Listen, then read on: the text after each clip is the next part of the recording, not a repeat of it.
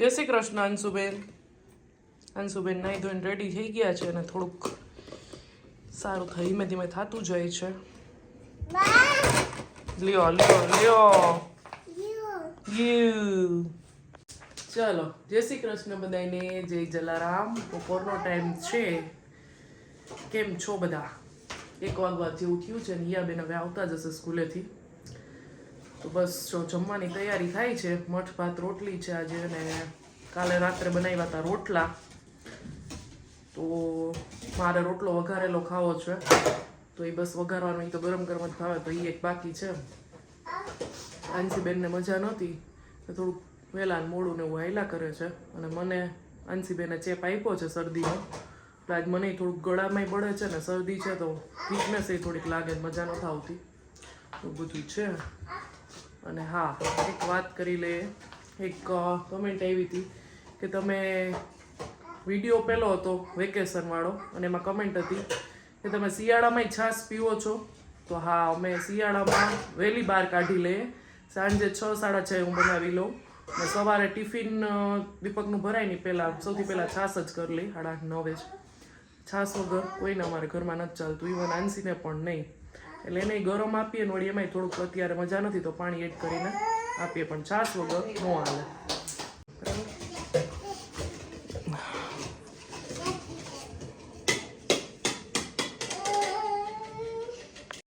ચલો સરસ મજાનો વઘારેલો રોટલો બનાવી લઈએ. તેના માટે મેં તેલ લીધું છે ને રાઈ, હિંગ ને લીમડાનો વઘાર કર્યો છે. હવે મેં ગેસની ફ્લેમ ઓફ કરી દીધી છે કારણ કે અહીં આપણે સીધી છાશ જ એડ કરવાની છે. હું ક્યારેય ઓફ નથી કરતી, પણ જો તમે લોકો પહેલી વાર છાશ સીધી વઘારતા હોય તો બંધ કરી દેવાની અને પછી મસાલા એડ કરીને ગેસ ચાલુ કરીને કન્ટિન્યુઅસલી ચલાવતું રહેવાનું, એટલે છાશ ક્યારેય ફાટશે નહીં.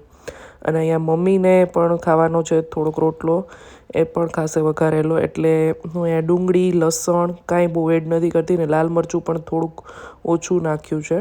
બરાબર. તો હવે આપણે મસાલા નાખી અને આવી રીતે કન્ટિન્યુ ચલાવતું રહેવાનું એટલે છાશ ફાટશે નહીં. અને અહીંયા મેં છે ને મિક્સરમાં ભૂકો કરી લીધો છે રોટલાનો, કારણ કે એકદમ ઠંડા રોટલા હોય ને એટલે થાય નહીં આમ પ્રોપર.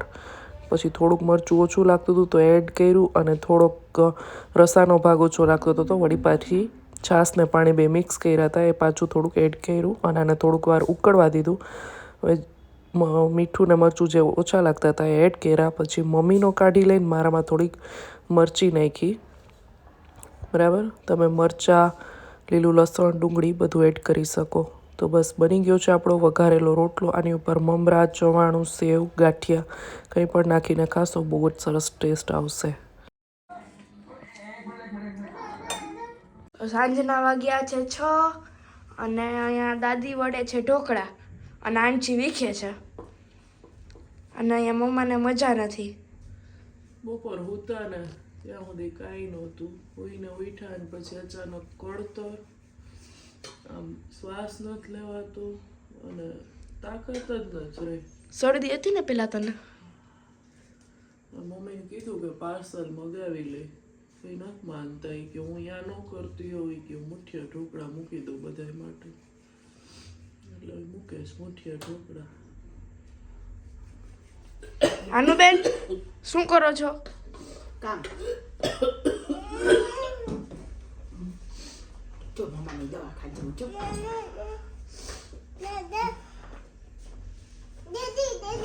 બેડી આવે એટલે દવા. બેન જાય છે મમ્મી ભેગા નીચે પરાણે.